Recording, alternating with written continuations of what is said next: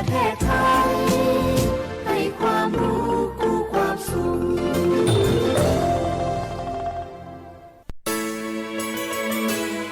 สถานีวิทยุกระจายเสียงแห่งประเทศไทยจังหวัดเชียงใหม่ AM 1476 กิโลเฮิรตซ์สถานีวิทยุภาคภาษาชาติพันธุ์แห่งเดียวในประเทศไทยที่มีความทันสมัยเชื่อถือได้สร้างอัตลักษณ์กลุ่มชาติพันธุ์สู่สากล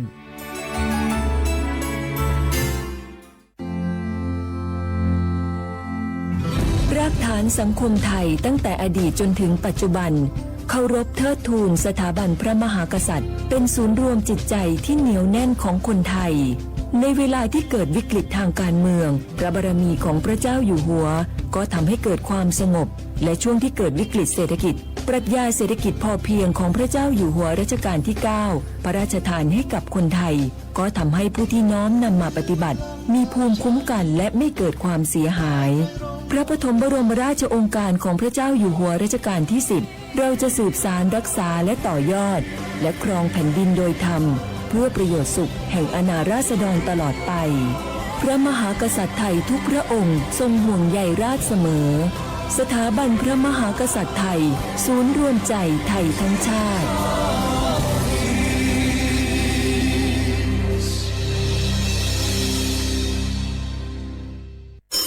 กู้ภัยโทรมาบอกว่าป่อน้องรถแฉลบน้องบ่คิดบ่ฝันเลยว่าวันนั้นจะเป็นวันสุดท้ายร้อยปันเหตุการณ์หลากหลายความสูญเสียบนท้องถนนบ่มีระยะปลอดภัยสำหรับคนบ่ใส่หมวกกันน็อก 69% หมวกกันน็อกช่วยลดความรุนแรงของการบาดเจ็บศีรษะและสมอง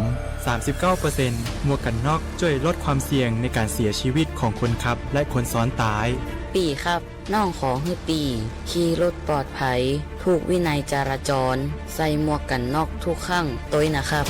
อย่าปล่อยให้คำขอนี้เป็นแค่ลมปากมาร่วมใจกันลดอุบัติเหตุความสูญเสียโดยการใส่หมวกกันน็อกบอกว่าจะขับตั้งใกล้ตั้งไกลเพื่อลดความเสี่ยงเพิ่มความปลอดภัยให้กับตัวเฮาและก็คนที่เฮาฮักตัวนะครับด้วยความปรารถนาดีจากสำนักงานประชาสัมพันธ์ที่ 3 กรมประชาสัมพันธ์แม่ครับมีหมาที่ไหนก็ไม่รู้เห่าอยู่หน้าบ้านเราผมวิ่งหนีเข้าบ้านเกือบไม่ทันระวังนะอย่าไปแย่หรือรังแกมันเข้าเดี๋ยวมันจะกัดหรือข่วนเอาได้แล้วถ้ามันกัดหรือข่วนจะเป็นอะไรมากไหมครับก็อาจเสี่ยงเป็นโรคพิษสุนัขบ้าได้จ้ะรู้ไหมโรคพิษสุนัขบ้าเป็นโรคติดต่อที่มาจากสัตว์เลี้ยงลูกด้วยนมเกิดจากเชื้อไวรัสพบได้ทั้งในหมาแมวลิงหนูค้างคาวกระรอกโคกระบือและไม่ใช่เฉพาะแต่หน้าร้อนเท่านั้นนะที่มีการระบาดของโรคจริงๆแล้วไม่ว่าฤดูกาลไหนก็สามารถพบโรคพิษสุนัขบ้าได้ถ้าติดเชื้อโรคพิษสุนัขบ้าจะเป็นอย่างไรครับจะมีอาการกลัวน้ำและอาการทางประสาทโดยเฉพาะที่ระบบประสาทส่วนกลางถ้าเป็นแล้วหากฉีดวัคซีนป้องกันโรคไม่ทันจะเสียชีวิตทุกรายเลยนะแล้วเราจะป้องกันได้อย่างไรครับคุณแม่ต้องระวังอย่าให้สุนัขหรือว่าสัตว์ต่างๆเหล่านี้กัดที่สำคัญหากเรามีสัตว์เลี้ยงในบ้านควรพาไปฉีดวัคซีนป้องกันโรคพิษสุนัขบ้าตามกำหนดจ้าถ้าอย่างนั้นวันหยุดนี้เราพาเจ้าช็อกกี้ไปฉีดวัคซีนป้องกันโรคพิษสุนัขบ้ากันนะครับได้เลยจ้าโรคพิษสุนัขบ้ารักษาไม่หายติดเชื้อถึงตายร่วมกันป้องกัน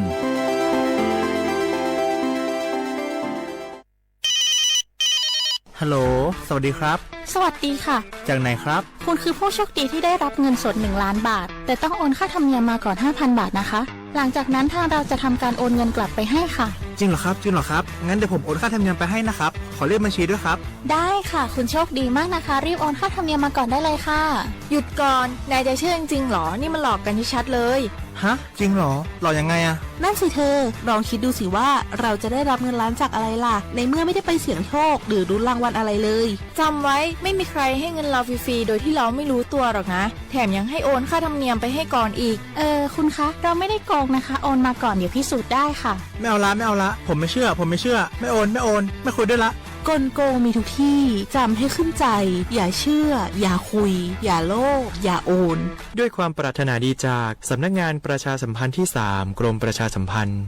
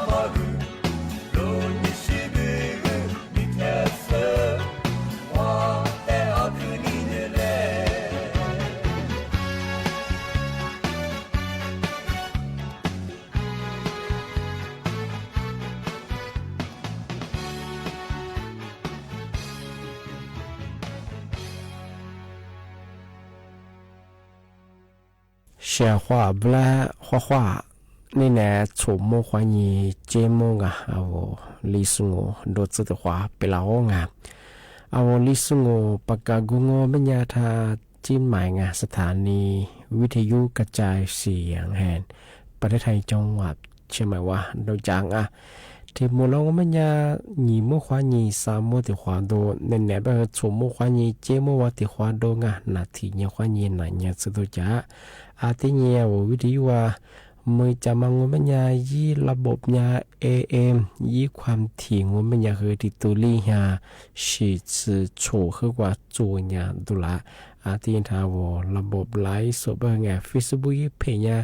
สวทเชียงใหม่ AM 1476กิโลเฮิรตซ์ที่ไลฟ์จ้างนี่ไม่ถึงยี่งอปัญญาวลิสูบางปัญญาคือเหตุหาสุดโฉยี่นี่ไม่ถึงบ้าคือแห่เผยยี่ยี่โคยี่โตยี่จังหวะกุฎิโกมังที่ปัญญาวไทยบางปัญญาเชื่อหาเชียยี่นี่ไม่ถึงยี่บ้าคือหนายี่ยี่ไงวันอังคารที่7เดือนตุลาคมพศบ้าคือ2568ที่โกมังว่าเชื่อว่าเราข้อความท่าวิทยุนาจาโซที่ไลฟ์สดตีสุดงที่นี่ตีที่มังไม่ยังไงทำไมคือว่ายี่เงื่อนขายไงเรียยามาสาโครงการคนละขึ้นมาไงแต่ว่าจอนไลน์ที่รีอยู่ที่รีไปจ้างที่บ้างว่ามันยังที่คนละขึ้นมันก็ไม่คือมาว่างอ24วันสุบะเฮยิโคอะไรฮอตสมัยกับผู้จำมังเอาที่คนละขึ้นอยู่สูงว่าเอา20อยู่สูงว่าสมัยคือยิโคเนี่ยสื่อโฉโคกับผู้เดียมังย่าเอาละใช้ใจเอาละอยู่จำไม่เคยเนี่ยบัยมาเชยอยู่จะเห็นไงบัยมาบัยที่สติหาเจสนิหางบัยมาเชยที่เรียนอยู่จะเห็นไงที่แบงก์ไม่ยังย่าผู้บ่าคนละเครื่องที่กันบางอย่างคือสาบูจอชงไงยี่ห้อที่บุมังโง่บางอย่างที่ว่าบัตรคนจนจุดส่งไงบัตรสวัสดิการแห่งรัฐแต่สมอย่างคือทำไมบางอย่างคือที่ตัวเสียงบาทที่เรียกว่าเสียงไงคนเราบางอย่างคือปกติเนี่ยโซจับดึงบางอย่างคือใส่บางอย่างหรือเปล่าคือมาสาธิตตัวความกันมาคือที่ตัวเสียงบางอย่างยี่เป็นยี่ใส่บางอย่างนี่ตัวบัตรที่เรียกว่าเสียงไงที่บางอย่างคือนี่ตัวบางอย่างคือวัยบางอย่างที่บางอย่างนี่เฮียมันก็กู้เจ๊บางอย่างที่บางอย่างคืออยู่บางอย่างคือสติหาเจสนิหาง อีทำมาที่เลยอยู่เช่นไงบ้างครับเจอบัตรสวัสดิการจะสู้บัตรคนจุดจะสู้ปัญญาเคยที่ว่ามาที่ตัวสิ่งที่เรียกว่างอ่ะยังเบียดมีสอบปัญญาเคยสังเกตบ้างเคยหนีตัวของอ่ะนี่บุตรมันยากด้วยว่าภาษีไงเอาภาษีเบอร์สู้ปัญญาวิมีว่าอยู่ในระบบภาษีว่าด่างอปัญญาเคยทำไมยากเคยไงที่ว่ามันยากเคยหนีตัวลีเฮียบาทที่เรียกว่าบุตรงอ่ะอาจจะมาว่าที่นี้แค่ที่นี้อยู่มาไงที่นี้มาเคยอยู่มาเนี่ยหนีเฮียบา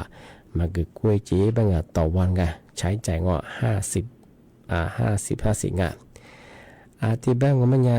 ที่บัวบางงอมันเนี่ยว่าภาษีไงมาเบอร์สุบัญญาว่าระบบภาษีว่าวุ้ยมันมาดูส่งมาดูส่งมันเนี่ยคือที่ว่ามันเนี่ยคือหนีตัวบาทที่เลยเกือบหรือไงที่มันเนี่ยว่าอยู่บ้านมันเนี่ยคือที่นี่มันคือหนีเฮียบ้านมันก็กล้วยเจ๊บ้างอ่ะที่บ้านเนี่ยคือว่าหนีตัวลีเฮียว่าสุดเนี่ยคือว่าวุ้ยมันว่าอยู่ในระบบภาษีไงก็เราภาษีเบอร์สุบัญญาวุ้ยมันก็จะบ้างคือมันคือที่ว่ามันคือหนีตัวลีเฮียว่างบ้างคือภาษีมาเบอร์สุบัญญางอกว่าวุ้ยมีว่าอยู่ในระบบว่ามันได้บ้างคือที่ว่ามันคือหนีตัวบัตรที่ว่างที่ที่ว่าบัตรสวัสดิการจะสู้บัตรคนจนปัญญาคือที่ที่ว่ามันคือที่ตัวสิ่งที่บัตรที่ว่างอันนี้บ้างว่ายี่เบียมันคือบัตรที่มาบ้างคือบัตรมันคือสัญญากังวลบ้างคือยี่เบียมันจียี่สิบมันคือเนี่ยคือหนีตัวบัตรว่างก็หนีตัวบัตรว่าเสียงหนีตัวบัตรง่ายที่ปัญญาคือที่นี่มาว่าอยู่มันคือเนี่ยหนีบัตรที่มันก็กุ้ยเจ็บบ้างที่บ้านก็มันเนี่ยเวลาว่าเปิดรถเบียจะมองมันอย่างคือหนีจื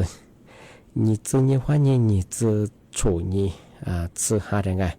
อีกคนนี่ตัวเนี่ยโฉจืให้ก่อที่มาที่ถึงมาคนแนวไงหนีจืเนี่ยว่าเนี่ยหนีจืโฉเนี่ยจึงที่แบบคือรถเบียงัวมันเนี่ยเริ่มใช้จะมาคือจืหาบ้างจืหาหนีจืกูเนี่ยว่าเนี่ย次你哈三次体验一个你多呀初次黑光ที่我路里边一个人不和你只顾你话你三次体验次你哈次的约不行把你忙对比话我妈妈ว่าสมาซุมบ่คือมีรถเบียนที่อยู่จองว่าผ่านแอดกระเป๋าตาคือสมัยนะมันก็ชื่อว่าเว็บไซต์คนละคนยิงที่เลยสมัยชองานทำงานถึงบ่ปีมาสุดที่ชอบงานที่เป็นยังไงมาซะนั่นแหละคือลิสุมกว่าทั่วกันนะ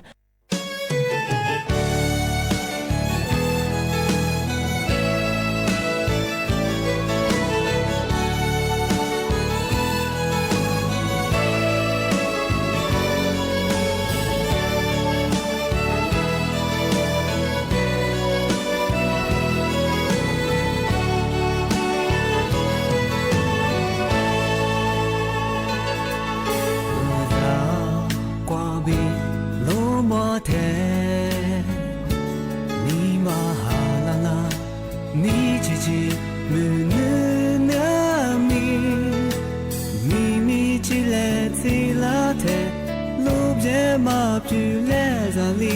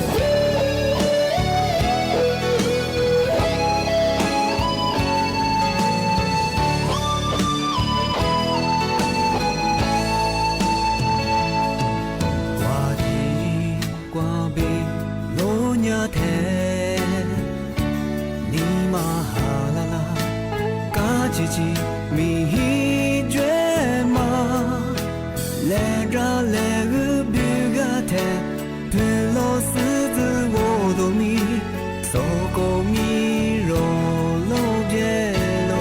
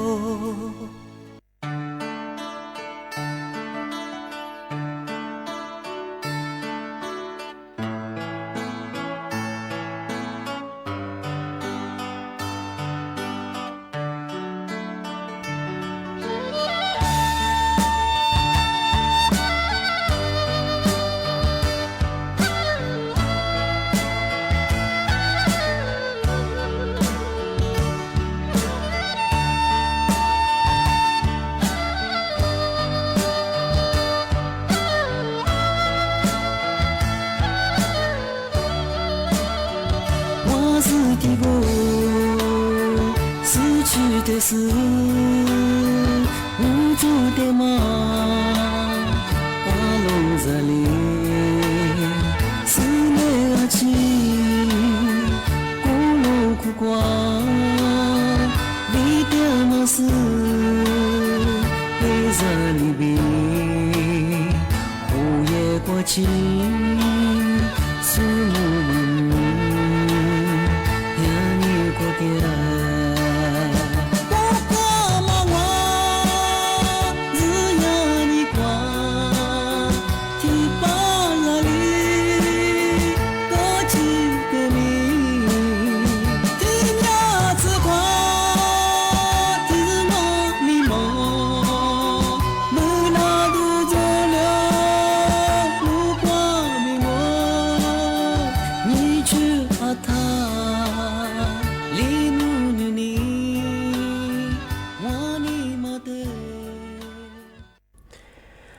ที่นี้งาที่มาแต่เชื่อคือยาสำนักงานกรมอุตุนิยมวิทยาที่มีแต่ผู้ว่ากุยิสู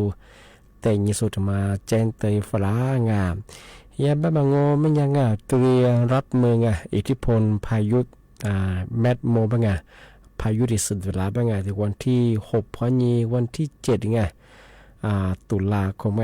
เธอไม่ควรจะคือนิมิตสุชงาที่คือยาบ้าอะไรอย่างคือเสนอคือตัวควรจะเรียบบ้างที่แบบว่าคือปีว่ามีฮิโรฮะเยอะมือก็พันเลี้ยงบัญญามีโอกาสเธออาจจะเยอะมาหรือว่าดินสลายมังนวจูว่าบอกว่านี่รู้ใช่ไหมว่านี่สัตว์เยอะมังน้ำป่าไหลมาคือที่เล็กกินน้ำหรือที่เป็นยาว่าพื้นที่มีความเสี่ยงยังว่าจะสมยังไงเท่าว่าอาจจะเลือกคุยเคยมีจะโซ่ว่าจูว่าจะสมบัติปีว่ามือคือพันเลี้ยงมันยังเธอนี่มีความยิ่งคือแสดงว่ายังสง่ามากันยังคือซาโมตาฝาระเบิดที่แจ้งเตยฝรั่งมาสับแบบพายุแมดโมบัดหนึ่งมันคือเอาภาคเหนือวันที่6พอยิงวันที่7-8 สิงหาคมแต่ความลับมันคือจะมาแจ้งเตยเช่าช่องที่นี้ที่มาเทเชอที่มาปากกายิ่งเช่าช่อง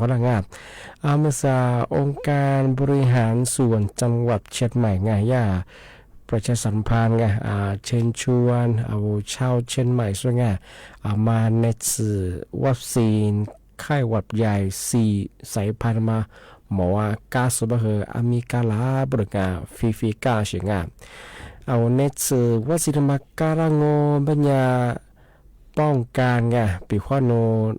ไข้หวัดใหญ่มันหนึ่งแล้วบัญญาคือเอาที่กึศยามาช่วยที่กึศยามันนางวยากาคือมาโรงไงว่าสิงเอาพักการงปีควันพามาการงบัญญาจันโนไข้ว่าใหญ่คนหนึ่งแล้วบัญญา ขึ้นยาหนางอชิช่วยสิงไงสักแต่ก็ตัวว่าว่ากลุ่มเสียงงอเป็นยังไงเท่าว่าชิดมาข้าสู้โรคประจำตัวจูสู้น้ำยาสู้มันยาพันหนึ่งเลยงอเป็นยาเหอเสียชื่อเป็นหน้าบุรุษงาอาจจะแบบเหองาว่าประชาชนทั่วไปเจงเอาที่จิบกลุ่มเสียสู้ล้านีรถเบียล้าบุรุษงายันในสื่อกาบางเรือแมงแมวแบบเหอวันที่6ไงวันที่6ก็ยีที่วันที่9ซึ่งตุลาซึ่งที่9ซึ่งงวยาสถานที่9ก็ไม่กว่าหอประชุมหอประชุม80ภาษากว่าบ่เอาสารการก็ยังเชื่อดังกว่าโซติโคเลียงานฤดูหนาวใจกว่างานที่แบบงมันยังยากกล้ามาถึงยี่มาคือหลักสุดแบบไงชียังว่าสัวก้าวบ่ไงในเสือยึดถือไม่ใช่คือถึงยี่มาคือสาตูถูก3,000 โดสที่ก้าวบ่งานที่แบบว่าจะควงไงมาเอาในส่วนวัคซีนไงที่ป้องกันเข้าไปอย่างมาหมอก้าวสุดแบบคือยิ่งโรงเรียนที่เลยการล้าแบบจะมาปีใหม่สุดจริงเช้าใช่ไหมใช่ไหมยาก้ามาคือวันที่6วันนี้วันที่9ไงตุลา2568จิกมาไงที่บอกแมวคนนี้คือที่เสนอวันนี้สกาบ้างทีนี้ที่มาเทเชอร์ที่ที่มาทำมาไม่ได้ที่มุลวานละปีใหม่ปากมาที่ช่วงเอาประกันสังคมเบอร์สูอยู่สูงปัญญาเทมาตาสัตว์สาเจมาตาสัตว์กูเอาใช้สิทธิ์ตรวจสุขภาพฟรีที่มาที่ดีหน้าพนักงาน14รายการลาซื้อลีจุดซื้อที่กูหน้าพนักงานเอาที่ประกันสังคมอยู่สูงมาตาสัตว์กูที่แบงโง่เป็นยาชของว่าสถานพยาบาลยี่ที่ติดต่อสอบถามที่ยี่ชองว่าในสิ่งนี้รัฐบาลหรือมังชื่อโรงพยาบาลเอกชนยาปีควายิโครงการมาดูต้องไปกันดูทะเลนี่ตัวหน้าไปถึงงานยาซื้อลีรายการมันยังที่ปีควายิ่งพูดถึงว่าคืองไขมันในเลือดหรืองที่นี่คือความสมบูรณ์ของเม็ดเลือดเป็นหรืองที่นี่คือเชื้อไวรัสตาอาเซียมาคืองที่นี่คือมะเร็งปอดมดลูกหรืองที่นี่คือมะเร็งลำไส้ที่นี่คือตรวจเต้านมที่นี่คือความดันบางวันมีอาจจะที่ตัวเยอะไงซื้อลีซ์ที่เราคุยกันว่าเรื่องประกันสังคมอยู่ส่วนฟรีที่บ้านยังของปีว่ามาติดต่อสอบถามข้อมูลเพิ่มเติมมีช่องมันยังไงสายด่วนเบอร์โทรเบอร์1506มาโทรฟรีหยิบซื้อลีจุบดีติดต่อสอบถามไปโทรหน้าที่บ้านบอกที่ประกันสังคมอยู่ส่วนเป็นข้อมูลจริงๆใช้บริการเยอะไม่ยังไงมันยิ่งก็จะคือติดต่อสอบถามแต่ขอทีดีก็เทียนโทรนั่งยิ้มไปชมงานจะมาปีมากกว่าทีดีสักจีเช่าช่องนั่ง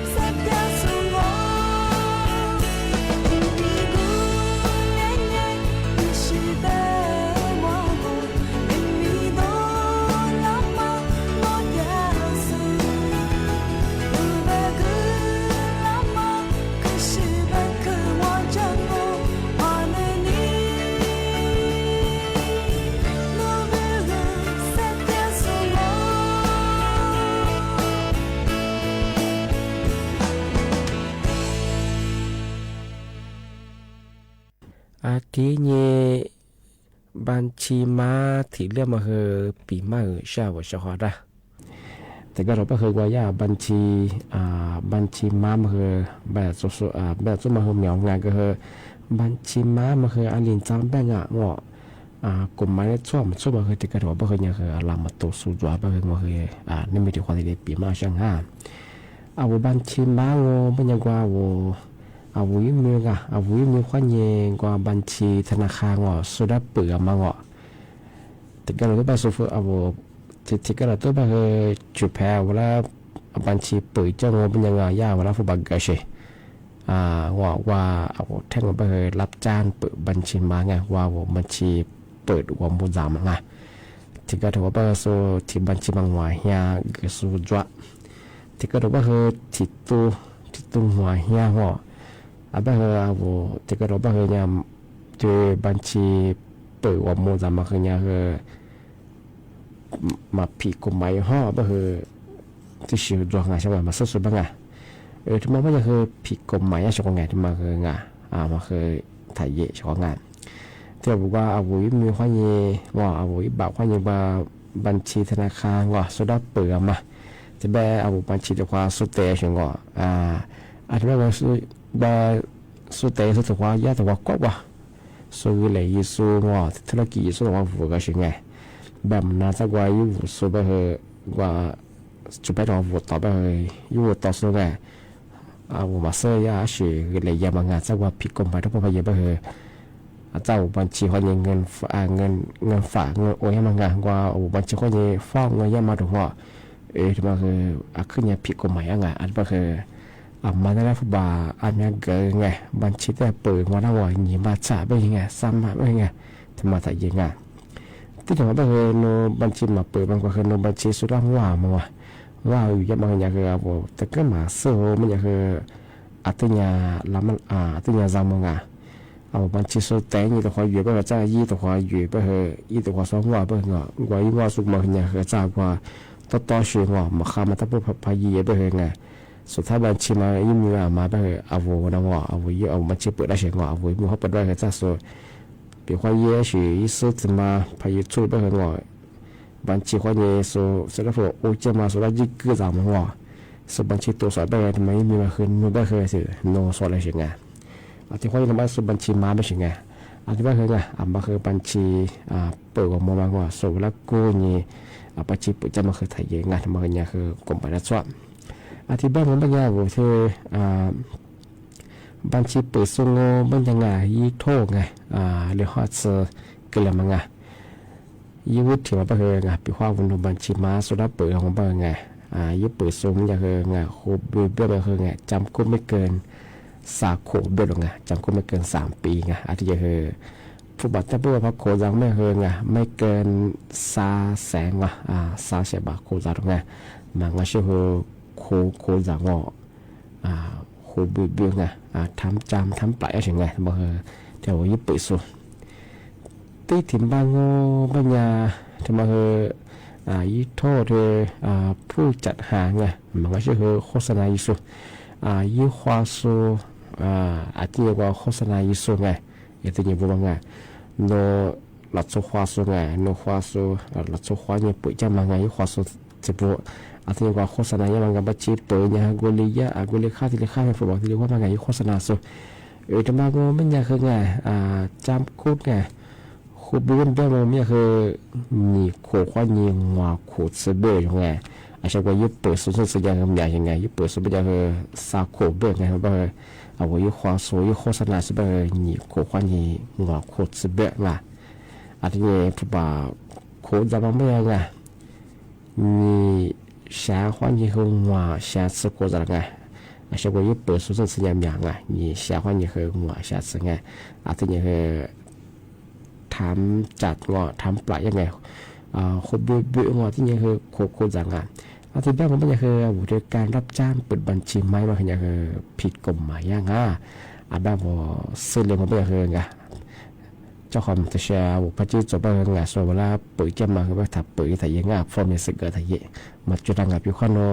พอเปิดก็เป็นยังที่เด็กโคซุ่มเมื่อจะติ้งหัวโคสึกโคแบบนั้นว่าในกลุ่มซึ่ง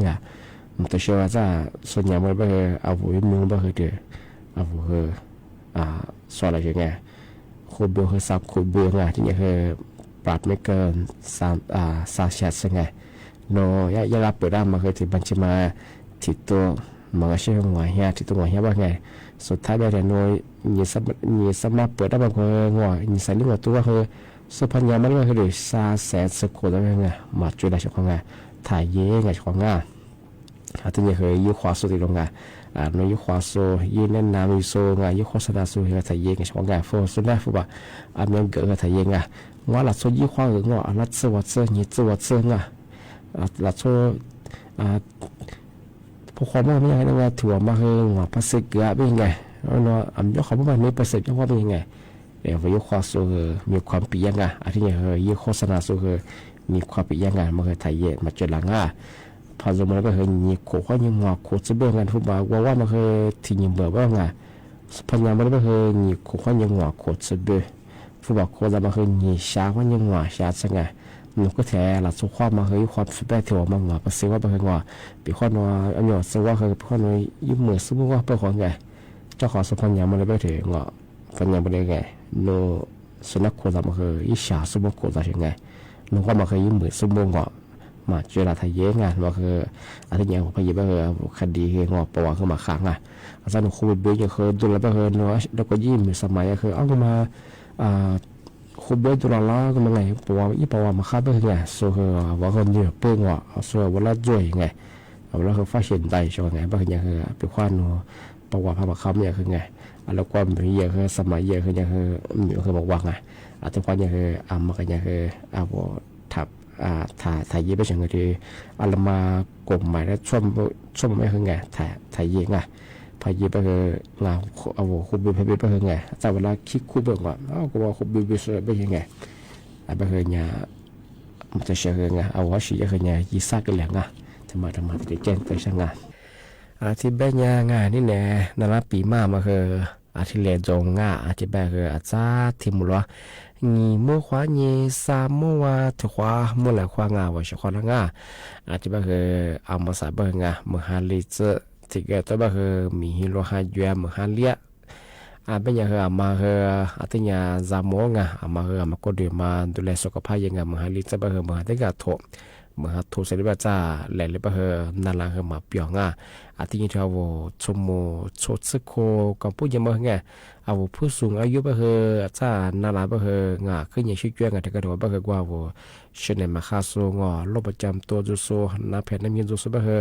อาจารย์นาที่จะเป็นกิเลสเป็นงาขึ้นอย่างชิดเจ้งอ่ะเป็นมาก็เดี๋ยวมากว่าเชื่อดูแลสุขภาพยังไงที่เป็นสัตว์ที่มุลงอ่ะหนีเมื่อควายนี่สามเมื่อวะแต่ความมุลกว่างานที่ไหนเป็นนะปีมาคือที่เรียนจงว่างานว่าเชื่อความรักคือบุญงานข้อคว้าสวัสดีครับ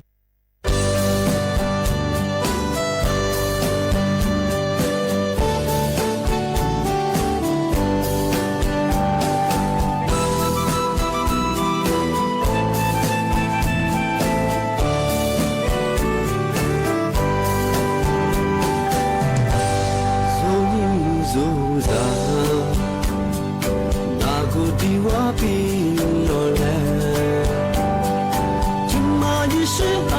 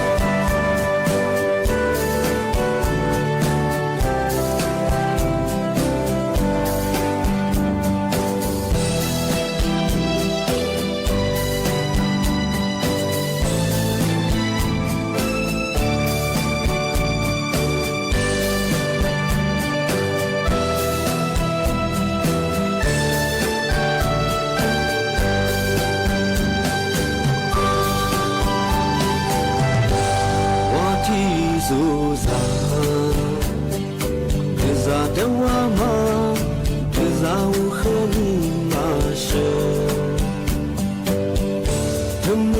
咋子努力我面是块木马你比就啥嘞阿里可是几个你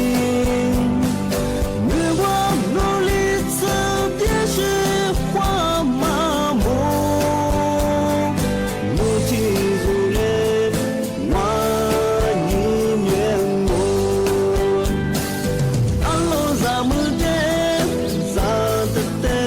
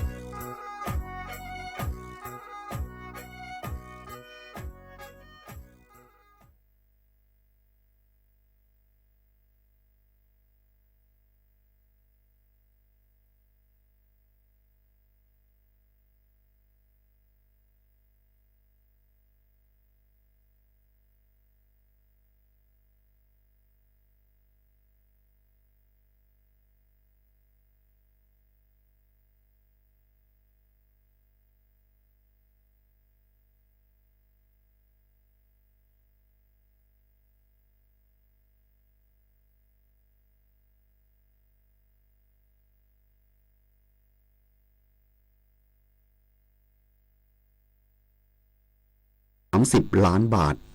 ประชาชนที่ได้รับเงินเยียวยาผู้ที่ได้รับผลกระทบจากปัญหาชายแดนไทยกัมพูชาต่างขอบคุณรัฐบาลที่ช่วยเหลือโดยวันนี้กรมป้องกันและบรรเทาสาธารณภัยจะทยอยจ่ายเงินเยียวยาเพิ่มเติมในพื้นที่4จังหวัดเมื่อวานนี้เป็นวันแรกที่กรมป้องกันและบรรเทาสาธารณภัยหรือปภ.นำข้อมูลครัวเรือนที่จะได้รับเงินช่วยเหลือเยียวยากรณีอพยพระหว่างมีสถานการณ์ภัยอันเนื่องมาจากการกระทำของกองกำลังจากนอกประเทศบริเวณชายแดนไทยกัมพูชาซึ่งเป็นไปตามมติคณะรัฐมนตรีเมื่อวันที่26สิงหาคม2568กรณีอพยพตั้งแต่8วันขึ้นไป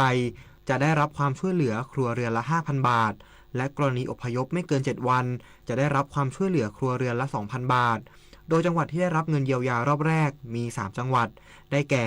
จังหวัดบุรีรัมย์ศรีสะเกษและสุรินทร์ผลการโอนสำเร็จรวม 143,460 ครัวเรือนจำนวนเงินรวมกว่า700ล้านบาทซึ่งประชาชนส่วนใหญ่ต่างพึงพอใจที่รัฐบาลช่วยเหลือและแก้ปัญหาได้อย่างรวดเร็วโดยจะนำเงินที่ได้ไปใช้จ่ายในครอบครัวเพื่อลดภาระค่าครองชีพก็ดีใจมากค่ะที่รัฐบาล